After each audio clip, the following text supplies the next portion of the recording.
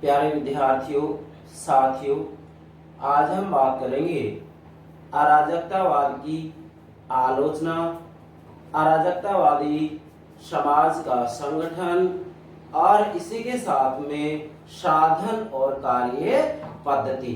अर्थात एक अराजकतावादी समाज की स्थापना किन साधनों के द्वारा की जाएगी, इसकी बात भी आज हम करेंगे। तो कहने का मतलब ये हो गया, आज हम आलोचना, समाज का संगठन, साधन या कार्य पद्धति के ऊपर बात करेंगे, जो कि एग्जाम में किसी न किसी रूप में पूछे जाते हैं। तो प्राणों से भी प्यारे विद्यार्थियों, सबसे पहले आप हमारे YouTube चैनल को सब्सक्राइब अवश्य कीजिएगा। अब हम बात करते हैं कि वास्तव में अराजकतावाद की आलोचना करें, इसके समाज का संगठन बताएं, इसकी कार्य पद्धति बताएं। उससे पहले हम सामान्य परिचय देना चाह रहे हैं। ये बात सत्य है कि पिछली वीडियो में हमने आपको अराजकतावाद का अर्थ, स्रोत, प्रकार और इसके सिद्धांत या पक्ष में तर्क, ये सब बातें समझा दी हैं। तो पुनरावृत्ति की कोई आवश्यकता नहीं है, मगर फिर भी एक बात अवश्य बताऊंगा यहाँ मैं, क्या कि वास्तविक रूप में अराजकतावाद एक ऐसा सिद्धांत है जो समाज में से सभी बुराइयों को दूर करने के लिए राज्य, शासन, धर्म, निजी संपत्ति, पूंजीवादी व्यवस्था, युद्ध, साम्राज्यवाद, इन सब को समाप्त करना चाहता है। अर्थात वास्तविक रूप में अराजकतावादी विचारधारा एक ऐसी विचारधारा है जो वास्तविक रूप में व्यक्ति की स्वतंत्रता के ऊपर बल देता है, व्यक्ति को केंद्र में रख करके चलता है। इसका जो मूल लक्ष्य है वो व्यक्ति की स्वतंत्रता है और एक ऐसे समाज की स्थापना करना है जिसके अंतर्गत किसी भी रूप में व्यक्ति के ऊपर बाध्यकारी शक्ति का प्रयोग नहीं किया जाएगा। व्यक्ति स्वैच्छिक रूप में, स्वतंत्र रूप में अपना जीवन व्यतीत करेगा, पूर्ण रूप में स्वतंत्र रहेगा, वह किसी भी रूप में सत्ता के अधीन नहीं होगा। इसीलिए वास्तविक रूप में इसे बंधन रहित अवस्था की संज्ञा दी जाती है। इसका मूल जो भावार्थ है हमने पिछली वीडियो में आपको समझा दिया है। तो चलिए अब हम बात करेंगे इसके पहले पार्ट की, अर्थात अराजकतावाद की आलोचना। पिछली वीडियो में हमने आपको इसके मूल सिद्धांत बताए थे, मतलब इसके पक्ष में तर्क दिए थे। आज हम इसके विपक्ष में तर्क देंगे या इसकी कमियां निकालेंगे कि अराजकतावादी विचारधारा के अंतर्गत विद्वानों ने जो अपने अपने विचार दिए हैं, उन विचारों में आखिर कमी क्या है। ठीक है, अब ध्यान दें। वास्तव में अराजकतावादियों ने मानव स्वभाव के बारे में, राज्य के बारे में और आदर्श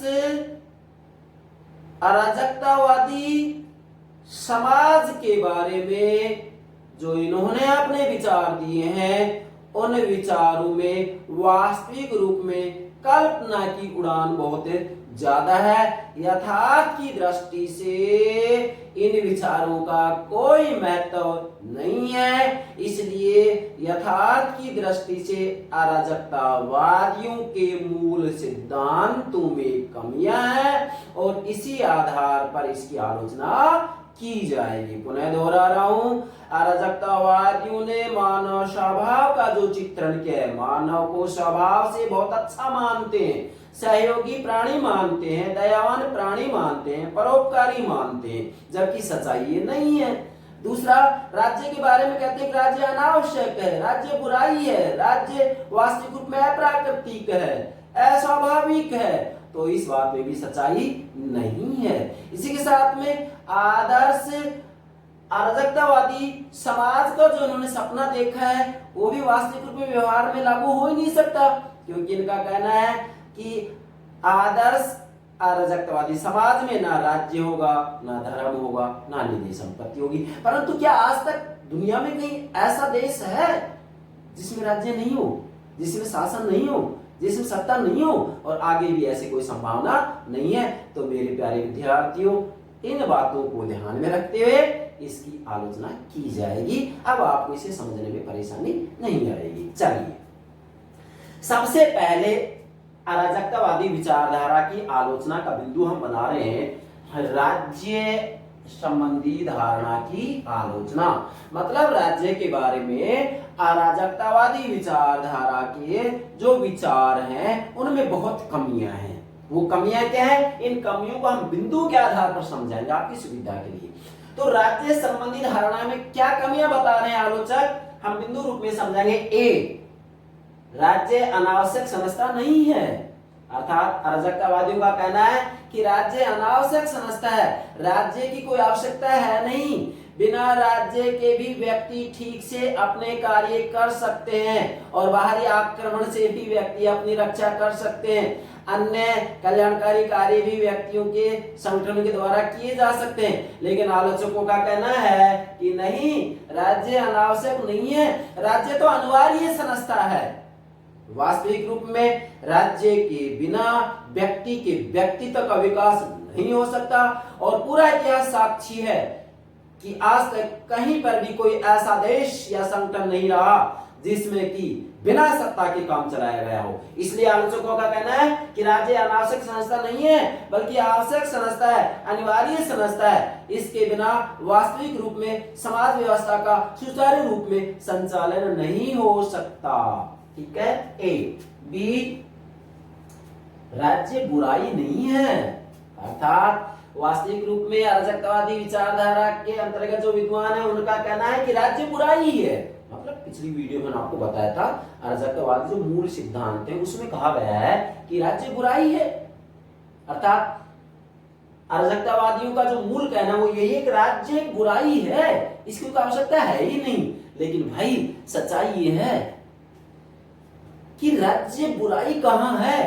राज्य के बारे में तो अरस्तु ने बहुत अच्छा कहा था कि राज्य का जन्म व्यक्ति के जीवन की रक्षा के लिए हुआ है और सज्जीवन की प्राप्ति के लिए अस्तित्व में बना हुआ है, अर्थात वास्तविक रूप में बुराई नहीं है बल्कि एक अच्छाई है, इसके बिना काम चल ही नहीं सकता। व्यक्तियों में यदि नैतिकता का विकास करना है, सद्गुणों का विकास करना है, तो ये कार्य केवल राज्य कर सकता है। तो हम कहेंगे अरस्तु ने इस बारे में सबसे महत्वपूर्ण बात कही है और इस बात की आज भी सार्थकता है और हमेशा सार्थकता रहेगी।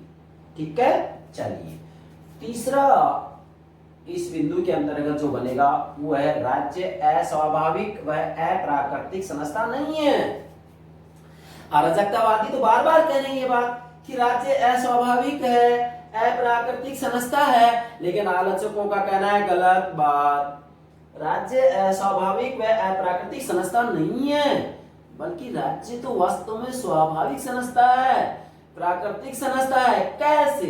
जैसे टी.एच. ग्रीन, थॉमस हिल ग्रीन का कहना है कि राज्य का आधार शक्ति नहीं है, इच्छा है। क्या कह रहा हूं? ग्रीन कह रहे हैं राज्य का आधार शक्ति नहीं, इच्छा है। इसका मतलब इसका आधार व्यक्ति की चेतना है। तो जो व्यक्ति की चेतना है तो फिर अस्वाभाविक कैसे हुआ? ये स्वाभाविक है राज्य। ठीक है। अब इसके बारे में प्लेटो और अरस्तु ने यही बात कही है। क्या? प्लेटो और अरस्तु का कहना है, अब इसको हम बारी बारी से ले रहे हैं। प्लेटो कह रहे हैं कि राज्य व्यक्ति का ही विराट रूप है, राज्य ओक के वृक्षों से चट्टानों से नहीं जन्मा है बल्कि ये तो मानवीय आत्मा का ही विराट रूप है, व्यक्ति का ही विराट रूप है। तो इसका मतलब वास्तविक रूप में प्लेटो कहना क्या चाह रहे हैं कि राज्य तो वास्तविक रूप में मानव स्वभाव में ही निहित है, इसलिए एक स्वाभाविक संस्था है। अरस्तु क्या कह रहे हैं कि राज्य परिवार का ही विराट रूप है। ये कह रहे हैं प्लेटो, कह रहे राज्य व्यक्ति का विराट रूप है। ये कह रहे हैं अरस्तु, क्या कह रहे हैं? राज्य परिवार का विराट रूप है। तो फिर राज्य क्या है? क्या अराजकतावादी बात मान ले? अस्वाभाविक है, अप्राकृतिक है? नहीं, राज्य स्वाभाविक संस्था है, राज्य प्राकृतिक संस्था है। जैसा कि अरस्तु ने कहा भी कि मनुष्य स्वभाव से ही सामाजिक और राजनीतिक प्राणी है, जबकि अराजकतावादी कह रहे हैं कि नहीं, राज्य अस्वाभाविक है, अप्राकृतिक है। तो इनकी इस बात में सच्चाई नहीं है, अतः इस आधार पर भी इसकी आलोचना की जाती है। क्लियर हो गया ये बिंदु? एग्जाम की दृष्टि से बहुत महत्वपूर्ण है ये। अगला डी, पहले बिंदु का चौथा पार्ट आलोचना का, राज्य एक लोक कल्याणकारी संस्था है। अराजकतावादी कह रहे हैं कि राज्य एक निरंकुश संस्था है, राज्य एक बाध्यकारी संस्था है, इसके द्वारा किसी भी रूप में जन कल्याण संबंधित कार्य नहीं किया जाता, बल्कि ये व्यक्ति की स्वतंत्रता का हनन करता है।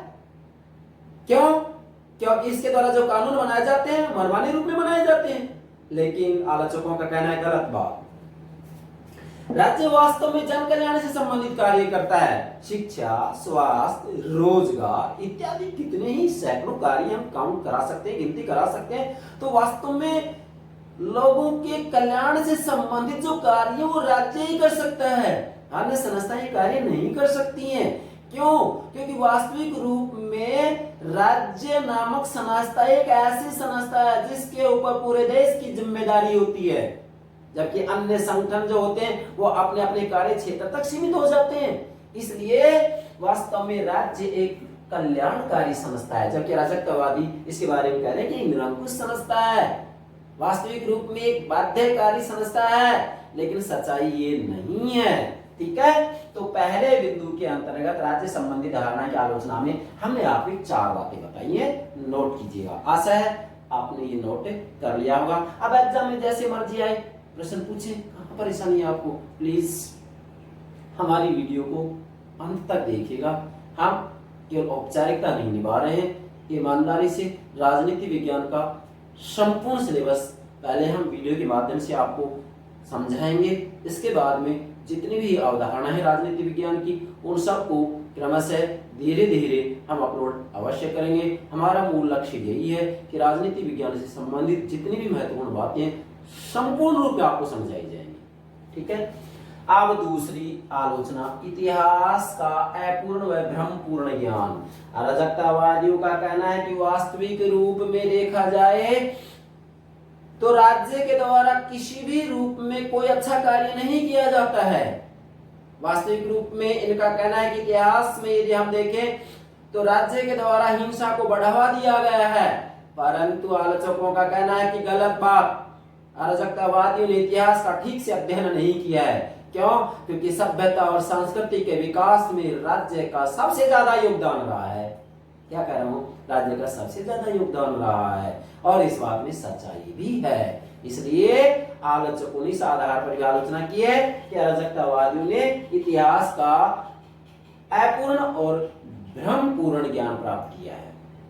ठीक है, तीसरा, निजी संपत्ति सदैव हानिकारक नहीं है। अराजकतावादी निजी संपत्ति को समाप्त करना चाह रहे हैं। इनका कहना है कि वास्तविक रूप में सभी बुराइयों की जड़ निजी संपत्ति है, लेकिन नहीं। आलोचक कह रहे हैं कि वास्तविक रूप में यदि एक गरीब व्यक्ति है या जिसके पास संपत्ति नहीं है, वह व्यक्ति कभी परोपकारी नहीं बन सकता, उसमें कभी सद्गुण की भावना नहीं आ सकती। वास्तविक रूप में देखा जाए तो निजी संपत्ति के बिना व्यक्ति में परोपकार के गुण कहां से आएंगे। इसलिए इनका कहना है कि वास्तविक रूप में बिना संपत्ति के व्यक्ति स्वयं नए नए आविष्कार नहीं करेगा, जिससे कि वास्तविक रूप में समाज का विकास नहीं होगा। क्यों? क्योंकि जब उसके पास अपनी कोई संपत्ति होगी नहीं, निजी संपत्ति नहीं होगी, तो क्यों परिश्रम करेगा। तो इसलिए इस आधार पर कहा जा सकता है कि निजी संपत्ति सदैव हानिकारक नहीं होती है। निजी संपत्ति से व्यक्ति दानी भी तो बनता है, परोपकारी भी तो बनता है, दयावान भी तो बनता है, और उसके पास संपत्ति नहीं होगी तो फिर क्या ये गुण आ सकते हैं? नहीं। अगला, चौथा, ईश्वर व धर्म की अनुचित निंदा। अराजकतावादियों ने वास्तविक रूप में ईश्वर और धर्म की खुलकर निंदा की और उन्होंने कहा है कि समाज व्यवस्था के अंतर्गत किसी भी रूप में ईश्वर और धर्म की धारणा को स्वीकार नहीं किया जाना चाहिए। क्यों? क्योंकि वास्तविक रूप में इनका कहना है कि ये व्यक्ति को आलसी बनाती हैं।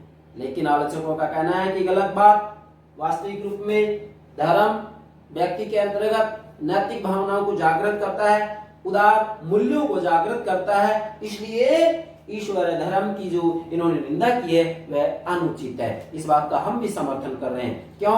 क्योंकि वास्तविक रूप में धर्म जो कि व्यक्ति को अपने निश्चित कर्तव्य करने की सलाह देता है कि अपने अपने कर्तव्यों को पूरा कीजिएगा, और फिर अगर धर्म ही नहीं होगा तो ऐसी स्थिति में वास्तविक रूप में मानव समाज को व्यवस्थित कैसे किया जा सकता है। इसलिए ईश्वर धर्म की भी इन्होंने जो आलोचना की है, अराजकतावादियों का कहना है कि समाज के अंतर्गत अर्थात आदर्श अराजकतावादी समाज के अंतर्गत धर्म को समाप्त कर दिया जाना चाहिए, मगर ये बात स्वीकार करने योग्य नहीं है।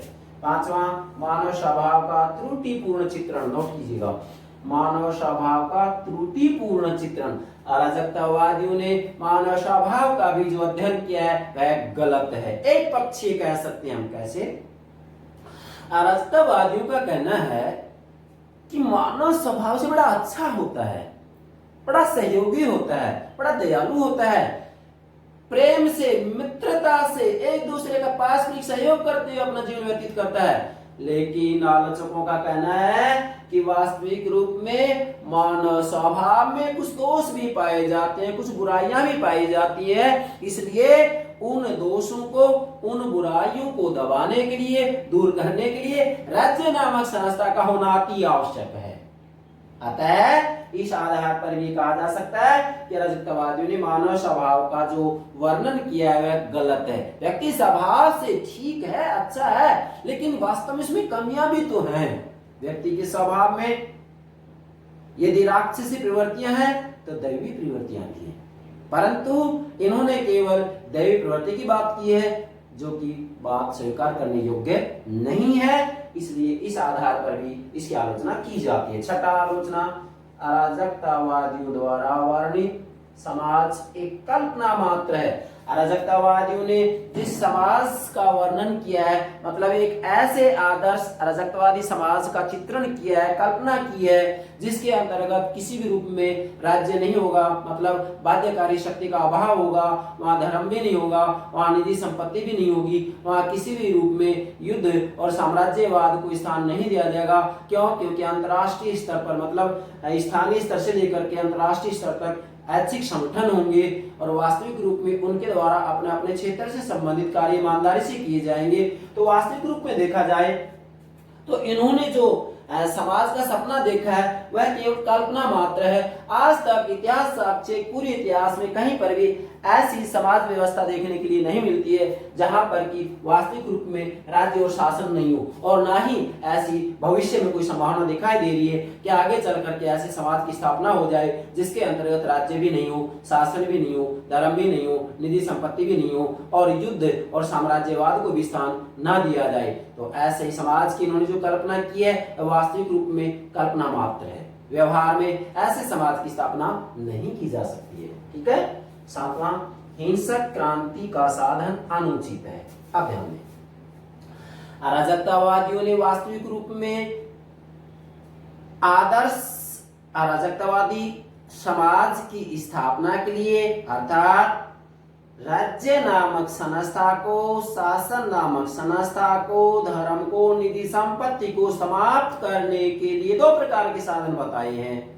एक विकासवादी साधन, दूसरे हिंसक साधन, अर्थात एक अहिंसक साधन, एक हिंसक साधन। तो आलोचकों का कहना है कि गलत बात है। हिंसक क्रांति के आधार पर कभी भी जिन सिद्धांतों को लेकर के क्रांतियां की जाती हैं उन सिद्धांतों को प्राप्त नहीं किया जाता। क्यों? क्योंकि वास्तविक रूप में जो क्रांति होती है, जो हिंसा होती है, वह एक ऐसी माँ है जो अपने पुत्र को ही निगल जाती है, अपने पुत्र को ही खा जाती है। ये कोई जरूरी नहीं है कि क्रांति के बाद में जिस समाज व्यवस्था की स्थापना की जाएगी वह समाज वैसा ही होगा जैसे कि इन्होंने कल्पना की है। इसकी कोई निश्चित गारंटी नहीं है। इसलिए पुनः दोहरा रहा हूं, इसीलिए कहा जाता है कि क्रांति या हिंसा एक ऐसी जननी, एक ऐसी माँ है जो अपने पुत्र को ही निगल जाती है। तो फिर क्या हम कह सकते हैं कि क्रांति के माध्यम से जिस आदर्श राजकवादी समाज की स्थापना का सपना देख रहे हैं उसको प्राप्त किया जा सकता है? कोई जरूरी है? नहीं, ऐसा कोई जरूरी नहीं है। अतः इस आधार पर भी इसकी आलोचना की जाती है। तो ये आपके 7 बिंदु हो गए जिसके आधार पर आप अराजकतावाद की आलोचना को साफ सुथरे रूप में समझ सकते हैं। अब इसके बाद में यहां हम इसके दूसरे पार्ट में देंगे अराजकतावादी विचारधारा का मूल्यांकन या निष्कर्ष। ठीक है, इसका मतलब मेरा ये होगा कि वास्तव में अराजकतावाद के जो मूल सिद्धांत है जिसकी चर्चा हमने पिछली वीडियो में कर दी है, जो मूल सिद्धांत है या इसके जो पक्ष में तर्क दिए गए हैं उसके आधार पर वास्तविक रूप में देखें हम तो ये कह सकते हैं कि वास्तव में व्यवहारिक दृष्टि से इसमें अनेक दोष हैं, इसमें अनेक दोष हैं, समझ रहे, ये आपके सामने है। लेकिन फिर भी दार्शनिक दृष्टि से यह मत सत्य है कि दूषित वातावरण मनुष्य को अनैतिक बनाता है। दूषित वातावरण का मतलब यह है, अर्थात अराजकतावादियों का कहना है कि राज्य और शासन अर्थात बाध्यकारी शक्ति वास्तविक रूप में शोषण और अन्याय को बढ़ावा देती है और जिससे दूषित वातावरण होता है और उससे मनुष्य अनैतिक बनता है। इसलिए इनका कहना है कि राज्य और शासन में जो कमियां हैं उनको क्रमशः धीरे धीरे दूर किया जाना चाहिए। तो ये बात स्वीकार करनी योग्य है भाई, किसकी, अराजकतावादियों की। अच्छा, इसके बाद में तथा न्यायपूर्ण सामाजिक संगठन की स्थापना करके व्यक्ति के नैतिक उत्थान में मदद दी जा सकती है। अर्थात वास्तविक रूप में आदर्श अराजकतावादी समाज की स्थापना जब हो जाएगी तो उसके अंतर्गत वास्तविक रूप में जो सामाजिक संगठन होगा वो न्यायपूर्ण होगा, और न्यायपूर्ण होगा तो ऐसी स्थिति में व्यक्ति के नैतिकता का स्तर उच्च होगा या नैतिकता का उत्थान होगा। भाई यही तो इनकी देन है, यही तो इसका महत्व। ठीक है, अराजकतावादी विचारधारा को चाहे कितना ही काल्पनिक क्यों ना कहा जाए, लेकिन क्या इनकी इस बात में दम नहीं है कि वास्तव में राजनीति के द्वारा क्या दूषित वातावरण नहीं किया जाता है, क्या अनैतिकता को बढ़ावा नहीं दिया जाता है? हाँ, अनैतिकता को बढ़ावा दिया जाता है।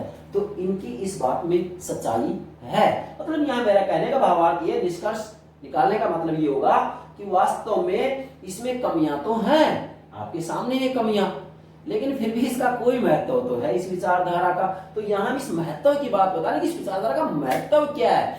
वास्तव में एक ऐसे समाज की स्थापना करना चाहते हैं जिसके अंतर्गत व्यक्ति का नैतिकता की दृष्टि से उत्थान होगा और जो समाज होगा न्यायपूर्ण होगा।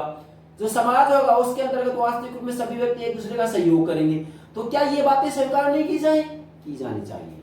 अगला इसी के अंतर्गत निष्कर्ष में, समाज का संगठन मानव की मूल प्रवृत्ति के अनुरूप होना चाहिए। अब देखो, समाज का संगठन मानव की मूल प्रवृत्ति के अनुरूप होना चाहिए, इसे कम से कम बाध्यकारी शक्ति पर आधारित होना चाहिए। तो मानव की मूल प्रवृत्ति क्या है, इन्होंने क्या बताई है कि ये एक सहयोगी प्राणी है, ये एक दयालु प्राणी है, वास्तव में ये प्रेम से रहने वाला है, मतलब इसका जो स्वभाव है सहयोगी है। अब सहयोगी है तो इसी आधार पर उन्होंने कहा है कि वास्तविक रूप में कम से कम बाध्यकारी शक्ति होनी चाहिए। तो कहने का मेरा भावार्थ यह है कि जो अराजकतावादी कह रहे हैं कि व्यक्ति की मूल प्रवृत्ति के अनुरूप समाज व्यवस्था की स्थापना की जानी चाहिए, और इसमें इनके कहने का मूल जो भावार्थ है वो एक ही है, वो ये है कि वास्तविक रूप में निरंकुशता का, बाध्यकारी शक्ति का कम से कम प्रयोग किया जाए। क्योंकि व्यक्ति की मूल प्रवृत्ति सहयोगी है, सहयोग से रहने की प्रवृत्ति है, इसीलिए इसके ऊपर बाध्यकारी शक्ति का प्रयोग नहीं होना चाहिए। क्योंकि अराजकतावादी विचारधारा का जो मूल तत्व है वो है व्यक्ति, जो मूल केंद्र है वो है व्यक्ति, और ये व्यक्ति की स्वतंत्रता के ऊपर बल देते हैं। इनका कहना है कि व्यक्ति के ऊपर किसी भी रूप में बाध्यकारी सत्ता का प्रयोग नहीं होना चाहिए। क्या कह रहा हूं, बाध्यकारी सत्ता का प्रयोग नहीं होना चाहिए। क्योंकि ये व्यक्ति को स्वतंत्र नहीं बल्कि व्यक्ति को परतंत्र करते हैं और व्यक्ति को नैतिकवान नहीं बनाते बल्कि व्यक्ति को अनैतिक बनाते हैं। तो क्या अराजकतावादियों की बातें स्वीकार नहीं की जानी चाहिए? हाँ, इनकी बातें स्वीकार की जानी चाहिए। यही इसका निष्कर्ष है, यही इसका योगदान है और ये बातें स्वीकार करने योग्य हैं। आधुनिक समय में ये बातें सभी देशों की राज व्यवस्थाओं के द्वारा स्वीकार की जानी चाहिए। पॉलिटिकल सिस्टम के माध्यम से धीरे धीरे समाज व्यवस्था में इसके अनुरूप सुधार किया जाना चाहिए। यही इसका निष्कर्ष है, ये इसकी देन है, ये इसका योगदान है। तो फिर कैसे कह सकते हैं कि पूर्ण रूप में काल्पनिक विचारधारा? हाँ, काल्पनिक विचारधारा है, लेकिन कुछ तो इसमें सच्चाई है जिसके कारण अराजकतावादी विचारधारा एक अराजनीतिक विचारधारा होने के बावजूद भी राजनीतिक चिंतन के अंतर्गत इसको स्थान दिया जाता है। क्या कहा है मैंने? अराजनीतिक विचारधारा, यही एक विचारधारा ऐसी जिसको अराजनीतिक विचारधारा कहा जाता है। अराजनीतिक विचारधारा होने के बावजूद भी राजनीतिक चिंतन में इसको महत्वपूर्ण रूप में स्थान दिया जाता है। तो कुछ तो सच्चाई है इसमें, कुछ तो देन है इसकी, कुछ तो शाश्वत सत्य है इसमें, यही शाश्वत सत्य है। ठीक है, यहां तक ये बात क्लियर हो गई। दो पार्ट हो गए। अब ध्यान दें, तीसरा पार्ट जो लेंगे हम, क्या लेंगे कि वास्तविक रूप में अराजकतावादियों के द्वारा जिस आदर्श अराजकतावादी समाज का स्वप्न देखा गया उसकी प्राप्ति के क्या साधन होंगे। मतलब राज्य जैसी बाध्यकारी संस्था को समाप्त कैसे किया जाए? क्या दैवी चमत्कार हो जाएगा? क्या राज्य अपने आप लुप्त हो जाएगा, अपने आप समाप्त हो जाएगा? तो फिर राज्य को समाप्त कैसे करें भाई? इसकी बात ली जाएगी अब यहाँ। तो इसलिए इसको क्या कहा जाएगा? साधन या कार्य पद्धति। मतलब वास्तविक रूप में यहाँ जितने भी अराजकतावादी हैं, आप नोट करेंगे, संपूर्ण अराजकतावादी विचारधारा के दो प्रमुख पहलू हैं। देखो, संपूर्ण रूप में यदि आप अराजकतावादी विचारधारा को समझना चाहें तो इसके दो पहलू बनते हैं, दो आयाम हैं, दो बिंदु हैं जिसमें सब कुछ आ जाता है। क्या? नंबर एक, राज्य सहित सभी प्रकार की बाध्यकारी संस्थाओं से मुक्ति पाना, पहला पहलू है। मतलब मूलतः इनका जो पहला पहलू या लक्ष्य माने कि ये चाहते क्या है, तो ये है, क्या पहला बिंदु बनाए? राज्य सहित सभी प्रकार की बाध्यकारी संस्थाओं से मुक्ति पाना। मतलब ये वास्तविक रूप में समाज में जितनी भी बाध्यकारी संस्थाएं हैं उन सबको समाप्त करना चाह रहे हैं, नंबर एक। दूसरा, एक आदर्श अराजकवादी समाज की स्थापना करना। फिर से बोल रहा हूं, एक आदर्श अराजकतावादी समाज की स्थापना करना। मूल लक्ष्य तो यही है भाई इनका, आदर्श अराजकतावादी समाज की स्थापना करना। कैसे आदर्श अराजकतावादी समाज की स्थापना? ऐसा जिसमें ना राज्य होगा, ना धर्म होगा, ना निजी संपत्ति होगी, ना युद्ध होंगे, ना साम्राज्यवाद को स्थान दिया जाएगा। समझ गए? ठीक है। अब ये तो इसके पहलू हो गए। इसके बाद में चूंकि हमें तो साधन समझना है कि भाई एक आदर्श अराजकवादी समाज की स्थापना कैसे की जाएगी, राज्य को समाप्त कैसे किया जाएगा, कोई दैवीय चमत्कार थोड़ी ना होगा। तो फिर इसके लिए कौन से साधन अपनाए जाएंगे? इसलिए बाध्यकारी संस्थाओं से मुक्ति किस प्रकार प्राप्त हो, मतलब इन राज्य शासन जैसी संस्थाओं को कैसे समाप्त किया जाए, तो इसके लिए यहां पर दो प्रकार के साधनों की बात की है विद्वानों ने, अराजकतावादी विद्वानों ने। दो बिंदु कौन से होंगे? पहला, दार्शनिक अराजकतावादियों के साधन संबंधी विचार, दूसरा, क्रांतिकारी अराजकतावादियों के साधन संबंधी विचार। मतलब यहां वास्तव में एक आदर्श अराजकतावादी समाज की स्थापना जो करना चाह रहे हैं, अर्थात राज्य जैसी संस्थाओं को समाप्त करने के लिए इन्होंने जिन साधनों की बात की है उन साधनों के आधार पर सभी अराजकतावादी विद्वानों को दो भागों में बांट दिया गया है। पहला, दार्शनिक अराजकतावादी, दूसरा क्रांतिकारी अराजकतावादी। समझ गए?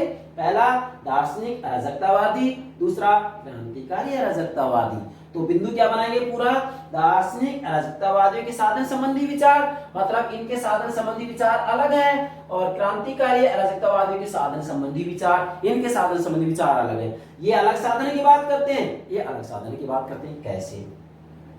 दार्शनिक अराजकतावादियों के जो साधन है, इनका तो ये कहना है कि वास्तविक रूप में राज्य जैसी बाध्यकारी संस्थाओं को शांति पूर्वक तरीके से, अहिंसक साधनों से, विकासवादी तरीके से क्रमशः समाप्त किया जाना चाहिए। इनका कहना है कि न केवल साध्य बल्कि साधन भी पवित्र होना चाहिए। इनका साध्य क्या है अराजकतावादियों का? इनका साधन है एक आदर्श अराजकतावादी समाज की स्थापना, ऐसे समाज की स्थापना जिसमें राज्य भी नहीं होगा, धर्म भी नहीं होगा, निजी संपत्ति भी नहीं होगी। लेकिन इसकी स्थापना कैसे की जाए? तो इन दार्शनिक अराजकतावादियों का कहना है कि शांतिपूर्वक तरीके से की जाए इसकी स्थापना, विकासवादी तरीके से इसकी स्थापना की जाए, संवैधानिक तरीके से इसकी स्थापना की जाए। तो कहने का मतलब यह है कि हमारा साध्य, इनका कहना है कि हमारा साध्य तो ठीक है, एक आदर्श अराजकतावादी समाज की स्थापना करना है, लेकिन साधन भी तो पवित्र होने चाहिए। अब साधन यदि हिंसा का प्रयोग करेंगे तो ये साधन पवित्र नहीं है, पवित्र है। इसलिए इनका कहना है कि हमारे जो साधन है वो भी पवित्र होने चाहिए, और इसी आधार पर इनका कहना है कि शांति पूर्वक तरीके से अहिंसक साधनों का प्रयोग किया जाए। कैसे? इनका कहना है कि व्यक्ति स्वयं अपने जीवन के आधार पर लोगों को सिखाए, लोगों को शिक्षा दी जाए, अर्थात वास्तविक रूप में लोक शिक्षण और स्वयं के जीवन के उदाहरण के आधार पर धीरे धीरे राज्य जैसी बाध्यकारी संस्थाओं को समाप्त किया जाना चाहिए। इसके लिए हिंसा करने की कोई आवश्यकता नहीं है। कौन कह रहे हैं? दार्शनिक अराजकतावादी। इससे संबंधित जो विद्वान है वो कौन कौन है? वो है मोहनदास करमचंद गांधी जी हैं, टॉल्स्टॉय हैं और विनोबा है। तीन हो गए महत्वपूर्ण, टॉल्स्टॉय, गांधी जी और विनोबा। मतलब जो अराजकतावादी समाज की स्थापना की बात करते हैं, इसके लिए इनका कहना है कि क्रांति की आवश्यकता नहीं है, हिंसक साधनों की आवश्यकता नहीं है, बल्कि अहिंसक साधनों से शांतिपूर्वक तरीके से एक आदर्श अराजकतावादी समाज की स्थापना की जानी चाहिए। समझ में आ गया? अब देखिएगा दूसरा क्या है, क्रांतिकारी अराजकतावादियों के साधन। अब दूसरा जो प्रकार हो क्रांतिकारी अराजकतावादी हैं, इनका क्या कहना है कि नहीं, कभी भी अहिंसक तरीके से एक आदर्श अराजकतावादी समाज की स्थापना नहीं की जा सकती, राज्य जैसी बाध्यकारी संस्थाओं को समाप्त नहीं किया जा सकता। तो इनका कहना है क्रांतिकारी अराजकतावादियों का कहना है कि हिंसा और क्रांति के माध्यम से ही राज्य जैसी बाध्यकारी संस्थाओं को समाप्त किया जा सकता है, अहिंसक साधनों से राज्य जैसी संस्था को समाप्त नहीं किया जा सकता। जैसे कि यहाँ इससे संबंधित विद्वान है क्रॉपाटकिन, क्या बोल रहा हूं मैं, क्रॉपाटकिन, इसी के साथ में बाकुनिन, दूसरा क्या है बाकुनिन। ये दो विद्वान इससे संबंधित हैं, किससे? क्रांतिकारी अराजकतावाद से, जो क्रांति की बात करते हैं। जैसे क्रॉपाटकिन ने कहा भी है कि जब आपके द्वारा क्रांति की जाएगी, हिंसा की जाएगी, तो इस क्रांति और हिंसा से समाज में जितनी भी सड़ांध है, जितनी भी गंदगी है, उसका सफाया हो जाएगा, और इस क्रांति रूपी तूफान से जो आत्माएं सोई हुई हैं वो जागृत हो जाएंगी और राज्य जैसी संस्था का समूल रूप में नाश कर डालेंगी। अर्थात इनका कहना है कि बिना क्रांति के राज्य जैसी बाध्यकारी संस्था को समाप्त नहीं किया जा सकता। क्लियर होगी ये बात? तो इसका मतलब एक आदर्श अराजकतावादी समाज की जो स्थापना करना चाह रहे हैं ये, इसके लिए दो साधनों की बात की जा रही है। अर्थात विद्वानों को दो भागों में बांट दिया गया है, दार्शनिक अराजकतावादी और क्रांतिकारी अराजकतावादी। इनके साधन ये हैं कि अहिंसक तरीके से राज्य जैसी संस्था को समाप्त किया जाए। देखो इनका जो लक्ष्य वो क्या है? आदर्श अराजकतावादी समाज की स्थापना, ऐसा समाज जिसमें राज्य भी नहीं होगा, निजी संपत्ति भी नहीं होगी, धर्म भी नहीं होगा, युद्ध और साम्राज्यवाद के लिए भी कोई स्थान नहीं होगा। इसलिए इनके साधन कैसे हैं? अहिंसक, विकासवादी साधन की बात करते हैं। कौन? दार्शनिक अराजकतावादी। और क्रांतिकारी अराजकतावादी एक आदर्श अराजकतावादी समाज की स्थापना के लिए कैसे साधनों की बात करते हैं? हिंसक साधनों की बात करते हैं, क्रांति की बात करते हैं। क्लियर होगी बात? तो यहाँ साधनों के आधार पर अराजकतावादी को दो भागों में बांट दिया गया है, दार्शनिक अराजकतावादी और क्रांतिकारी अराजकतावादी। आशा है आपको यहाँ तक ये बात समझ में आ गई होगी। ठीक है, अब इसका चौथा पार्ट ले रहे हैं। तो प्राणों से प्यारे विद्यार्थियों, अब जो चौथा पार्ट होगा वो क्या होगा? अब साधन तक आ गए हम कि भाई अहिंसक साधन अपनाई या हिंसक साधन अपनाई, यहां तक ये बात समझ में आ गई। तो जब राज्य समाप्त हो जाएगा, राज्य जैसी बाध्यकारी संस्थाएं समाप्त कर दी जाएंगी, तो फिर समाज का स्वरूप कैसा होगा, इसकी चर्चा की जाएगी। अब तो चौथा पार्ट क्या होगा? अराजकतावादी समाज का संगठन। मतलब चूंकि अराजकतावादी मूलतः राज्य जैसी बाध्यकारी संस्थाओं को समाप्त करना चाह रहे हैं, मतलब ये राज्य और शासन को समूल रूप में समाप्त करना चाहते हैं। और जब ये समाप्त हो जाएंगे, चाहे क्रांति की बात आए या हमें कहेंगे अहिंसक साधनों की बात आए या हिंसक साधनों की बात आए, जो भी है, लेकिन मूल बात यहाँ ये है कि राज्य का सफाया होने के बाद में, राज्य का समापन होने के बाद में फिर समाज का संगठन कैसा होगा, सोशल सिस्टम का स्वरूप क्या होगा, समाज व्यवस्था का स्वरूप क्या होगा, इसकी चर्चा की जाएगी। बहुत महत्वपूर्ण बात है। मैंने ज्यादातर ये देखा है कि जो स्नातकोत्तर विद्यार्थी होते हैं वो भी इसके बारे में ठीक से जवाब नहीं दे पाते हैं कि जब राज्य समाप्त हो जाएगा तो समाप्त होने के बाद में फिर समाज व्यवस्था का संचालन कैसे होगा, विद्यार्थी मौन हो जाते हैं। तो हमने आपकी सुविधा के लिए यहाँ पर बिंदु बनाए और इन बिंदुओं के आधार पर आपको समझाएंगे। मैंने ज्यादातर किताबों के अंतर्गत देखा है, इनका कोई उल्लेख नहीं किया गया, तो मेरे प्यारे विद्यार्थियों समझिएगा। क्या चौथा पार्ट बनाए, लिखे, नोट कीजिएगा, अराजकतावादी समाज का संगठन। मतलब अब राज्य समाप्त हो जाता है तो उसके बाद में समाज का जो स्वरूप होगा वो कैसा होगा। ठीक है, इसको हम बहुत आसान तरीके से समझाएंगे, आपको कतई दिक्कत नहीं आएगी।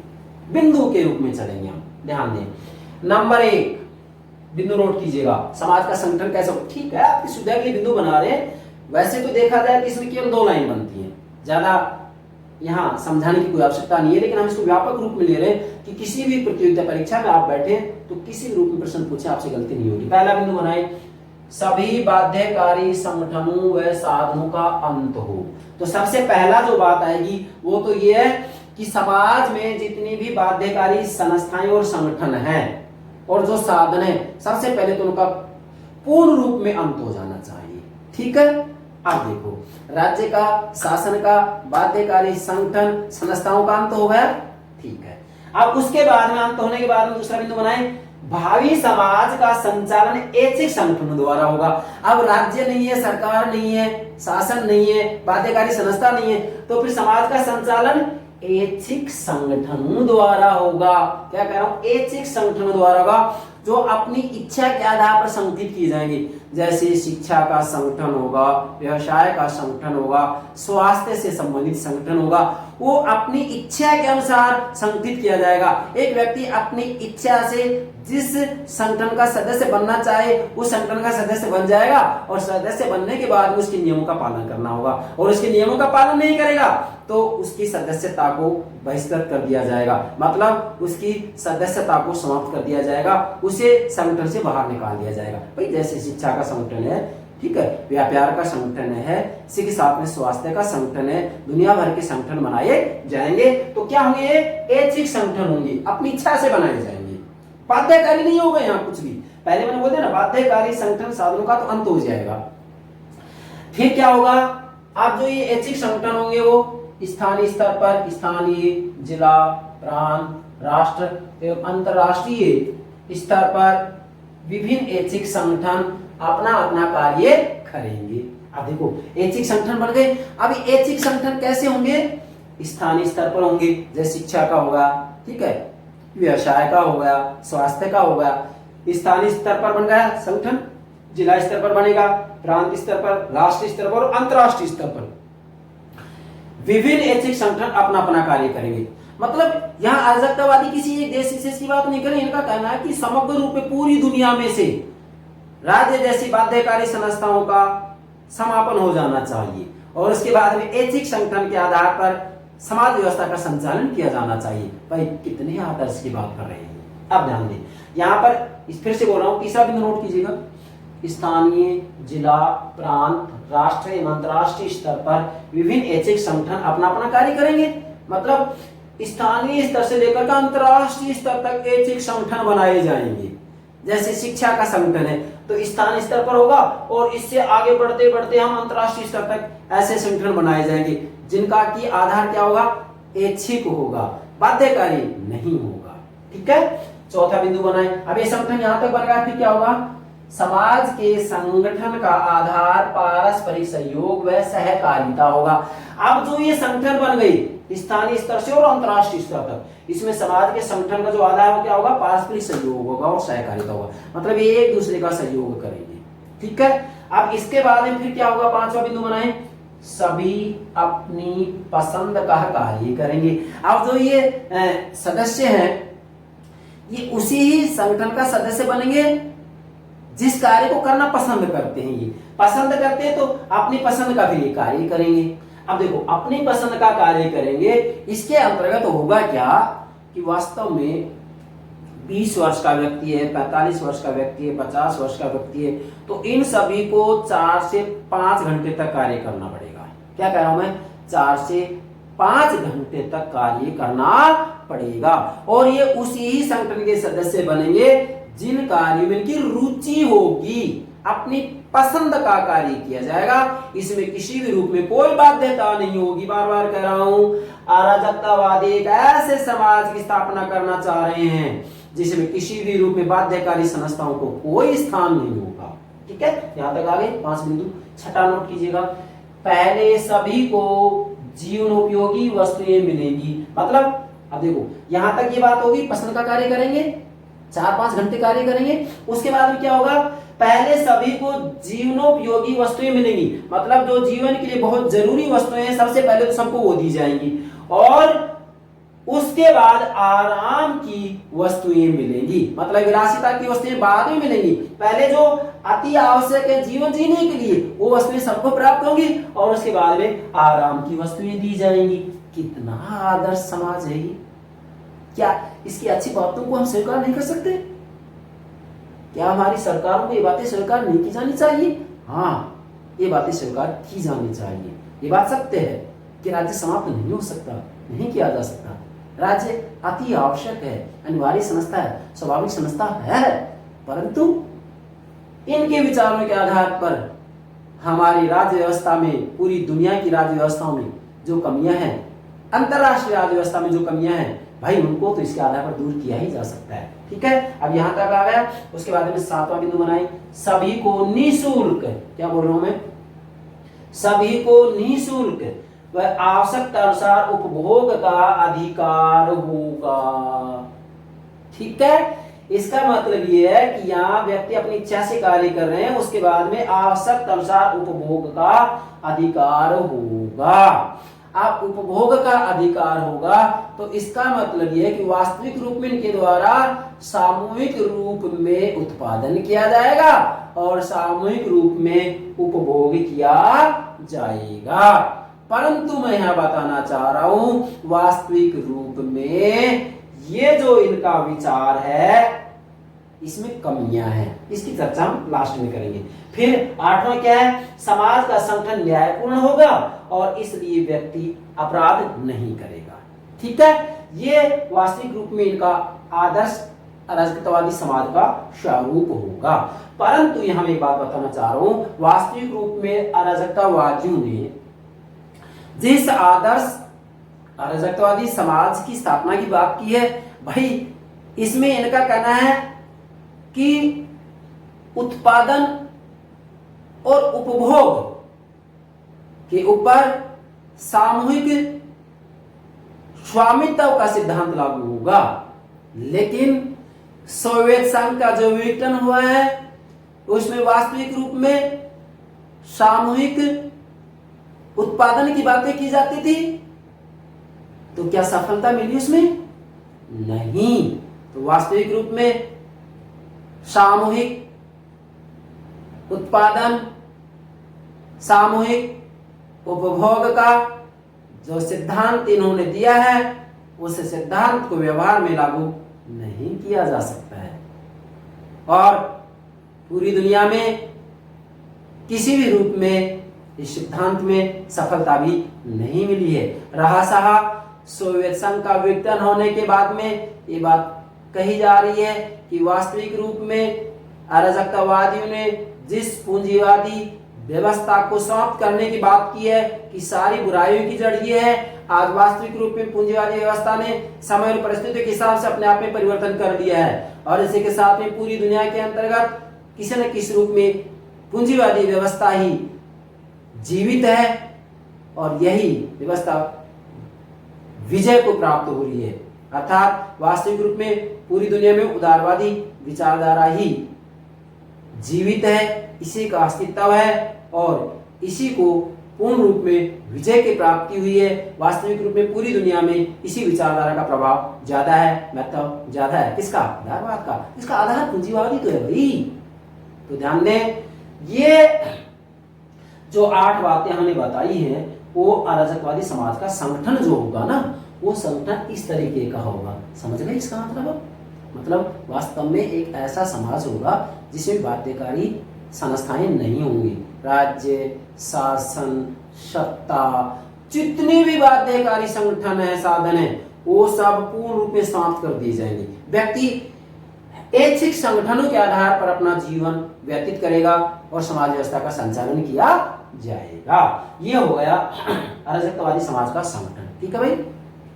अब ये 4 बातें आज की वीडियो में हम आपको बताई हैं। अब अंत में बहुत महत्वपूर्ण बात बता रहा हूं। अब ये सारी बातें भी ये जो आपको कहीं समझने में दिक्कत आ रही है, तो अंत में मैं आपको एक डायग्राम के माध्यम से समझा रहा हूं, पूरी विचारधारा समझ में आ जाएगी कि जो ये अराजकतावादी विचारधारा है वास्तव में राज्य, संपत्ति, धर्म, युद्ध, साम्राज्यवाद और पूंजीवाद को समाप्त करना चाह रहे हैं। पूंजीवादी व्यवस्था को समाप्त करना चाह रहे हैं। मतलब वास्तव रूप में जो ये समाज होगा, समाज व्यवस्था, ठीक है, मतलब आदर्श अराजकतावादी जो समाज व्यवस्था होगी उसका स्वरूप ये होगा कि इसमें किसी भी रूप में कोई बाध्यकारी संगठन नहीं होगा, कोई बाध्यकारी संस्था नहीं होगी, कोई बाध्यकारी साधन नहीं होगा। और बाध्यकारी साधन ही मानते हैं राज्य को, निजी संपत्ति को और धर्म को। ठीक है। इसी के साथ में इनका कहना है कि युद्ध भी नहीं होगा और इसी के साथ में साम्राज्यवाद को भी कोई स्थान नहीं दिया जाएगा और पूंजीवादी व्यवस्था को भी स्थान नहीं दिया जाएगा। क्यों? क्योंकि किसी न किसी रूप में ये व्यक्ति की स्वतंत्रता को प्रतिबंध लगाते हैं और इनका जो मूल लक्ष्य है वो ये है कि व्यक्ति स्वतंत्र रूप में अपना जीवन व्यतीत करे। तो ये अराजकवादी समाज का जो स्वरूप होगा वो ये होगा। समझ इसका मतलब आदर्श अराजकतावादी समाज का या समाज व्यवस्था का जो स्वरूप होगा वो ये होगा कि वास्तविक रूप में एक ऐसा समाज होगा जो कि राज्य विहीन, निजी संपत्ति विहीन और धर्म विहीन समाज होगा, जिसमें किसी भी रूप में किसी व्यक्ति के ऊपर बाध्यकारी शक्ति का प्रयोग नहीं किया जाएगा। प्राणों से प्यारे विद्यार्थियों, ये हो गया आपका अराजकतावाद की आलोचना, समाज का संगठन, साधन या कार्य पद्धति। तो प्लीज हमारे YouTube चैनल को सब्सक्राइब अवश्य कीजिएगा। इसी के साथ में हमारी वीडियो को लाइक कीजिएगा, शेयर कीजिएगा। Thank you very much.